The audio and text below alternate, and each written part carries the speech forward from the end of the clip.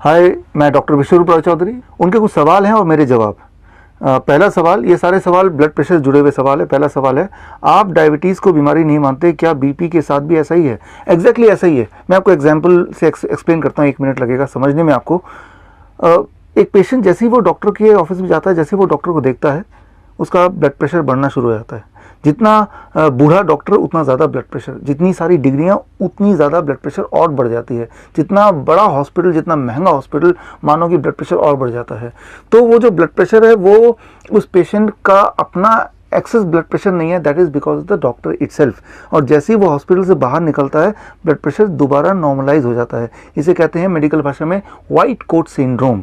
और ये देखा कि 80% पेशेंट्स जो प्रेजेंटली दवा ले रहे हैं, उनका जो बढ़ा हुआ ब्लड प्रेशर होता है वो दरअसल व्हाइट कोट सिंड्रोम का शिकार है, ना कि इन रियलिटी वो ब्लड प्रेशर के पेशेंट्स हैं। सो 80% लोग आप में से जो लोग दवा ले रहे हैं, एक्चुअली आपको दवा की आवश्यकता ही नहीं है, वो सिर्फ मोमेंटरली होता है। आपका अगला सवाल है, बीपी बढ़ना ज़्यादा खतरनाक है या कम होना? कैसे समझ आता है कि बीपी कंट्रोल में नहीं है? देखिए, बोथ द वेज। बहुत ज़्यादा होगा तो भी दिक्कत आ सकती है, बहुत कम रहेगा हमेशा तो भी दिक्कत आ सकती है। अब बहुत ज़्यादा कितना होता है? 160/100 से नीचे कुछ भी है तो वो बहुत ज़्यादा नहीं मानेंगे। हाँ, 160 से बाई 100 लगातार रहता है, घर पे भी, हर मौके पे भी, तो उसे ज़्यादा बोल सकते हैं। सिमिलरली 100/60 तक ओके है, उससे नीचे लगातार रहता है तो वो कम बोल सकते हैं। लेकिन यहाँ भी जैसा आपने पूछा है कि कैसे पता चलेगा बीपी ज़्यादा है या कंट्रोल या कम है? जब आपको डिस्कम्फर्ट होगा, हेडेक होगा, लेथार्जिक होगा, वीकनेस होगा, तो ये सारे इंडिकेशंस हैं कि blood pressure is not in the right place. So अगर कोई सिम्टम नहीं है तो जो आपका ब्लड प्रेशर है वो आपके लिए ठीक ब्लड प्रेशर है, need not to worry about it. आपका अगला सवाल है, रिसर्च कहती है कि मोबाइल फ़ोन से भी बीपी बढ़ सकता है, आपके अनुभव से क्या सचमुच ऐसा होता है? डायरेक्टली ऐसा नहीं होगा, एक दिन में ऐसा नहीं होगा। इनडायरेक्टली लॉन्ग रन में मोबाइल यूज़र्स के बॉडी में ट्यूमरस ग्रोथ होने के चांसेस बढ़ जाते हैं, और जब जब ट्यूमर बढ़ते आएंगे, आपके बॉडी में ज़्यादा होंगे, तो उससे इनडायरेक्टली ब्लड प्रेशर भी बढ़ेगा। सो ब्लड प्रेशर का बढ़ना कोई बीमारी नहीं है, वो सिम्टम ज़रूर हो सकता है कि बॉडी में कोई नेगेटिव बदलाव आया है। आपका अगला सवाल है, किसी को बीपी की परेशानी हो तो उसे सबसे ज़्यादा किस चीज़ से डरना चाहिए? 2 चीज़ों से। पहला सॉल्ट, वाइट सॉल्ट, और दूसरा तेल। ये 2 हैं आपके सबसे बड़े दुश्मन।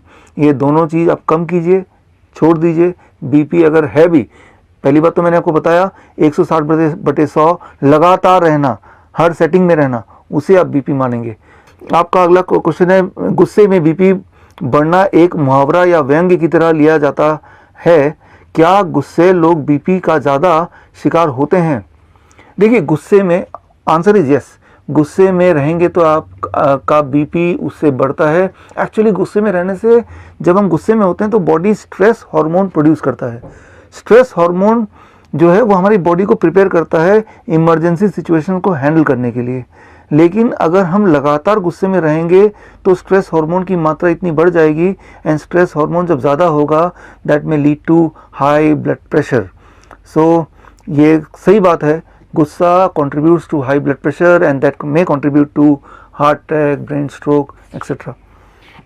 आपका अगला सवाल है, ज़्यादातर माना जाता है कि 120/80 बीपी हो तो आप सेहतमंद हैं, लेकिन कुछ एक्सपर्ट 160/100 को भी सही मानते हैं। इतना अंतर क्यों और स्टैंडर्ड वैल्यू क्या है? देखिए, 1993 से पहले JNC जॉइंट नेशनल कमेटी की जो रिपोर्ट थी 1993 तक, वो था 160/100, यानी कि किसी भी इंसान का ब्लड प्रेशर 160/100 से ऊपर होगा तभी उन्हें दवा दिया जाता था। लेकिन उसके बाद JNC 5 आया, और अभी प्रेजेंट की बात आपने लिखा है 120/80, पहले 140/90 आया, उसके बाद 150, 120/80 तक पहुंच गया। सो धीरे धीरे ये वैल्यू कम होती जा रही है। ये कोई अचंभे की बात नहीं होगी कि इस साल के अंत तक आप देखेंगे कि स्टैंडर्ड 120/80 से कम होकर 115/75 ही रह गया। बोलने का मतलब ये है कि धीरे धीरे under the influence of pharmaceutical company ये जो आंकड़े हैं ये स्क्वीज होता जा रहा है, और जैसे जैसे आंकड़ा स्क्वीज होता जा रहा है, क्या हो रहा है, वैसे वैसे ऐसे लोग जो ब्लड प्रेशर की दवा जिनको रिकमेंड की जा रही है उनकी तादाद बढ़ती जा रही है। ऑल्दो दे आर हेल्दी, लेकिन सिर्फ कागज़ में दिखाया गया है, साबित किया गया है कि आप एक पेशेंट हैं। सो एक्चुअल वैल्यू जो है जिसको आप रेफरेंस मान सकते हैं वो है 160/100। अच्छा, ये आप मेरी बात मत मानिए, इसके लिए आप रेफर कीजिए कॉकरेन डेटाबेस 2018। कॉकरेन डेटाबेस 2018 की रिपोर्ट ये कहती है अगर किसी का ब्लड प्रेशर 160/100 से नीचे ऑलरेडी है तो उसे दवाई देने से कोई फ़ायदा नहीं है। दवा देके ब्लड प्रेशर को और घटाने से फ़ायदा की जगह नुकसान है। हाँ, अगर पेशेंट का या किसी भी इंसान का ब्लड प्रेशर 160/100 से ऊपर है और लगातार है, तभी वो असली हकदार है दवाओं का या लाइफस्टाइल को चेंज करने का। सो 160/100 is the authentic point of reference, और ये साबित किया है कॉकरेन कोलैबोरेशन 2018 की रिपोर्ट में भी। आपका अगला सवाल है, डायबिटीज़ कंट्रोल की तरह क्या खाने पीने की आदतों का कोई फार्मूला है जिससे हर कोई अपना बीपी कंट्रोल कर सके? फार्मूला है, बहुत ही आसान। पहली चीज़, क्या नहीं लेना है। याद रखिए, कोई भी चीज़ जो एनिमल से आती है, जानवरों से आती है, उसे परहेज, उसको नहीं लेना है। जैसे डेयरी प्रोडक्ट है, एनिमल फूड है, चिकन, मटन, फिश, अंडा, ये सब चीज़ नहीं लेना, पहली चीज़। दूसरा, नमक और तेल। मैंने पहले ही बताया, एक्चुअली नमक क्या करता है, नमक आपके बॉडी में पानी को स्टोर कर देता है, और जितना ज़्यादा पानी स्टोर होगा उतना ब्लड प्रेशर बढ़ेगा। तो इन चीज़ों को हटाना है। 2 चीज़ ज़िंदगी से हटानी है और 2 चीज़ जोड़नी है। वो क्या जोड़नी है? बहुत ही सिंपल बात है। पूरे दिन भर में आपको ये देखना है कि आपके पूरे डाइट का कम से कम 50% पार्ट फ्रूट्स एंड वेजिटेबल हो, फ्रूट्स एंड रॉ वेजिटेबल। मानो पूरे दिन भर में आप 2 kg खाना खाते हैं तो क्यों ना 1 kg सिर्फ फल और सब्जी हो, कच्ची सब्जी, सलाद जिसे कहते हैं, राइट। अगर ये कर लें तो आपका ब्लड प्रेशर अगर 160/100 से ऊपर रहता है तो वो रह नहीं सकता। It will take only 3 days, 72 hours to get back to the normal blood pressure without medication. यहाँ अगला क्वेश्चन है, हम भारतीय नमक भी खूब खाते हैं और चर्बी पर भी कंट्रोल नहीं करते, ऐसे में बीपी कब और कितना खतरनाक बन जाता है? ऐसे में बीपी बहुत खतरनाक बन जाता है। एक्चुअली क्या होता है, जैसे मैंने बताया, नमक पानी को रिटेन करता है और आपका बॉडी फूलता जाता है, that is a excess water retention. और एक्सेस वाटर से सूजन होने लगती है, किडनी फेल होने लगता है, हार्ट ठीक से काम नहीं करता है, आपके बॉडी के हर ऑर्गन पर बहुत ही बुरा प्रभाव पड़ता है। आप एक्सपेरिमेंट करके देखिए, 3 दिन के लिए आप नमक छोड़ दीजिए, आप देखेंगे आपका वेट भी करीब 3 kg या 1.5 से 3 kg आपका वेट घट जाएगा। तो वो जो घटा वेट है वो फैट बर्न नहीं हुआ, वो आपकी बॉडी में जो एक्स्ट्रा वाटर था वो गायब हो गया। अब साथ में आप अपना ब्लड प्रेशर देख लीजिए, वो भी आपको कम मिलेगा। सो यानी कि वो जो एक्स्ट्रा वाटर था वो आप ढो रहे थे, वो आपके बॉडी के लिए, हार्ट के लिए, इवन लंग्स के लिए, किडनी के लिए बहुत बड़ा बर्डन था। सो यही मैं बोलूँगा कि नमक को आप ख़त्म कीजिए। कैसे?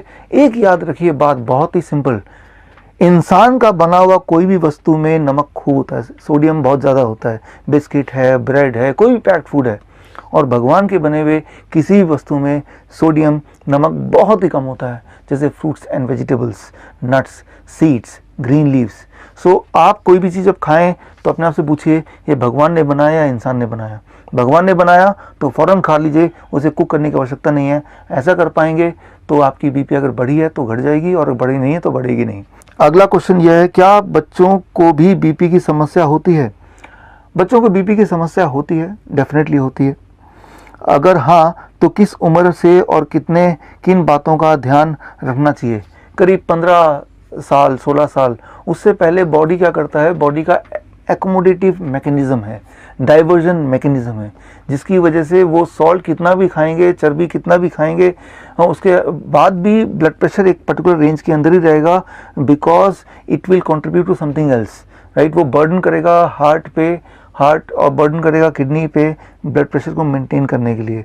लेकिन 16 साल के बाद ये मैकेनिज़्म बॉडी का धीरे धीरे एकोमोडेटिव जो मैकेनिज़्म है वो कम होने लगता है। As a result of that 16 साल के बाद भी बच्चे बीपी के पेशेंट बनना शुरू हो जाते हैं। बीपी का पेशेंट मतलब ब्लड प्रेशर हाई 160/100 से। लेकिन ब्लड प्रेशर एक सिम्टम है, वो कोई बीमारी नहीं है। ब्लड प्रेशर ज़्यादा का मतलब ये है कि बॉडी में कुछ गड़बड़ है। मैं आपको उदाहरण से समझाता हूँ। ये पाइप है, ये मैं वाटर में फिट कर देता हूँ, टैप में फिट कर देता हूँ, मान लो ये पाइप, और पानी यहाँ से बह रहा है। अब वाटर का प्रेशर है पानी टैप पाइप के अंदर। अब पाइप को अगर मैं दबा दूंगा तो यहाँ वाटर प्रेशर बढ़ेगा या घटेगा? बढ़ जाएगा, वाटर प्रेशर बढ़ जाएगा। डायमीटर जैसे जैसे पाइप का घटेगा वैसे वैसे वाटर प्रेशर बढ़ेगा। Clear? Less diameter of the pipe, more water pressure. यही बात है, यही बात हमारे बॉडी के ब्लड वेसल्स में भी है। हमारे बॉडी का जो ब्लड वेसल है वो लगभग 1 लाख किलोमीटर तक है, और वो पाइप की तरह है, यहाँ पे पानी की जगह ब्लड फ्लो कर रहा है। और होता क्या है कि अंदर ब्लॉकेज हो जाते हैं। जैसे जैसे ब्लॉकेज होता है तो डायमीटर कम होने लगता है, जैसे जैसे डायमीटर कम होने लगता है so water pressure, sorry blood pressure बढ़ने लगता है, ब्लड प्रेशर बढ़ जाता है। सो जब भी ब्लड प्रेशर ज़्यादा होगा किसी का लगातार, इसका मतलब उसके बॉडी के अंदर, पूरे बॉडी में हज़ारों जगह पे ब्लड वेसल्स के अंदर छोटे छोटे ब्लॉकेजेस हैं, और वो कई सारे जब ब्लॉकेज बन जाते हैं तो बॉडी एकोमोडेट करने के लिए, ब्लड सर्कुलेट करने के लिए ठीक से ब्लड का प्रेशर ऑटोमेटिकली बढ़ा देती है।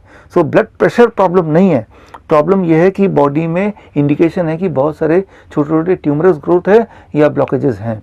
सो अगर आप दवा लेके ब्लड प्रेशर को घटाएंगे भी तो भी जो मेन कॉज है, कॉज तो ब्लॉकेज है, वो तो वहीं का वहीं है, तो कॉज वहीं का वहीं है। यानी कि आप जब भी दवा लेते हैं ब्लड प्रेशर घटता है, but at the cost of making you more sick. आपके हार्ट को कमज़ोर करके मेडिसिन आपके ब्लड प्रेशर को घटाती है, ना कि उस ब्लॉकेज को हटा के।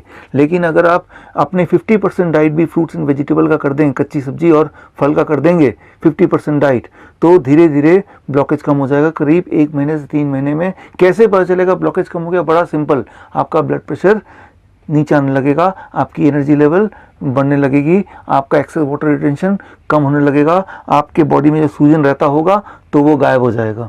ये सारे इंडिकेशन है। अगर आप सीढ़ियों में चढ़ेंगे तो किसी को एंजाइना था तो एंजाइना नहीं रहेगा, तो ये सारे इंडिकेशन है। अब अगला आखिरी सवाल आपका है, 10वां सवाल।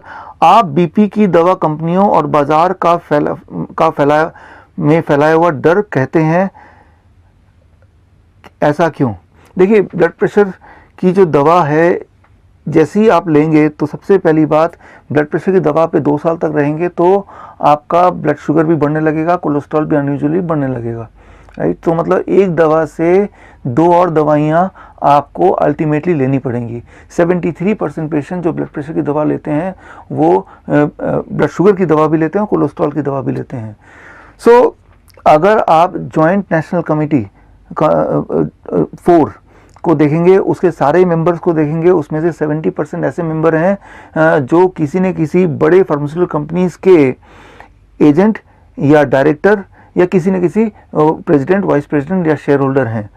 सो वो लिस्ट आप खुद भी देख सकते हैं, JNC, joint national committee 4, right. So तो मैं ये बोलना चाह रहा हूँ, ये जो कमेटी बनती है, जो ये डिसाइड करती है, अमेरिकन हार्ट एसोसिएशन की कमेटी या जॉइंट नेशनल कमीशन की कमेटी, कि कितना ब्लड प्रेशर होना चाहिए, उस कमेटी में 70% लोग ऐसे हैं जो किसी न किसी कंपनी से, फार्मास्यूटिकल कंपनी से जुड़े हुए हैं। सो उनके इसीलिए जो आउटकम आता है वो 120, पहले 160/100 था, फिर 140 हो गया, फिर 120/80 है। अब बात चल रही, हो सकता है कि इससे भी कम हो जाए। जबकि एक इंडिपेंडेंट एजेंसी जैसे कॉकरेन कोलैबोरेशन मैंने बोला था, उनका पिछले साल का भी रिपोर्ट ये कहता है कि 160/100 से नीचे हो तो वो नॉर्मल है। ज़रा सोचिए, एक तरफ कॉकरेन कोलैबोरेशन 160 अभी भी बोल रहा है, और एक तरफ अमेरिकन हार्ट एसोसिएशन या JNC जैसे लोग इसको लगातार घटाते जा रहे हैं, राइट। तो कहीं ना कहीं तो घोटाला है ही। और आप ये पाएंगे, जैसे ही आप दवा शुरू कर देंगे, दवा शुरू करने के बाद ब्लड प्रेशर तो कम दिखेगा, लेकिन आपके हेल्थ प्रॉब्लम साथ में जुड़ते चले जाएंगे। क्योंकि याद रखिए, ब्लड प्रेशर अपने आप में कोई बीमारी नहीं है। ब्लड प्रेशर तो इंडिकेशन है कि कोई बीमारी आपके बॉडी में है, कोई ब्लॉकेज या ट्यूमर है जिसकी वजह से बॉडी ने अपनी ब्लड प्रेशर को बढ़ा दिया है। तो एक बीच का रास्ता ये कर सकते हैं, अगर आपको ब्लड प्रेशर घटाना ही है, अपने डाइट का 50% आप फ्रूट्स एंड वेजिटेबल कर दीजिए और animal food and PAT food को छोड़ दीजिए। बस यही आपकी दवा है, उसी से आपका ब्लड प्रेशर मेंटेन हो जाएगा, और अगर बॉडी में कोई ब्लॉकेज वगैरह है वो भी चला जाएगा। सो ये आप अपना सकते हैं, जिसमें कोई नुकसान नहीं है। लेकिन एक बात है, अगर इसको अपनाया तो ब्लड प्रेशर एकदम से गिरेगा, तो ब्लड प्रेशर की मेडिसिन आप पक्का ही छोड़ दीजिए, नहीं तो हाइपरटेंशन की जगह हाइपोटेंशन हो जाएगा, वो और ख़तरनाक बीमारी है। सो मेरी ये सलाह है कि आप इस डाइट पे आइए, ब्लड प्रेशर ड्रॉप करने लगेगा पहले 2-3 दिन के अंदर, तो दवा को आप एकदम छोड़ दीजिए, नहीं तो और ख़तरनाक हो जाएगा। With this I conclude the answer to all this question.